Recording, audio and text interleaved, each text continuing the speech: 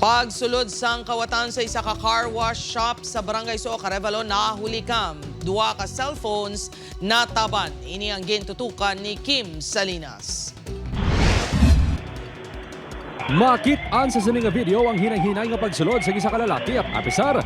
May nakaharang nga lamesa kag bulungkuan sa lagyan.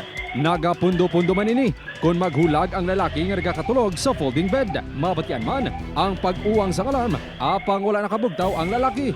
Ang lalaki sa video, amo ang ginatudlo suspect sa pagpangawat sang duha ka cellphone sa mga trabahador sa isa ka car wash shop sa Barangay Soo, Arevalo, Iloilo City, pasado las 12 Domingo sang kaagahon. Ginabanta 36,000 pesos ang balor sang duha ka cellphones. Suno kay Rodel, wala ini nakabatsa nga may kawatan bangod tuman ini kakapoy. Mabudlay para sa iyang wala sang cellphone nga ginagamit.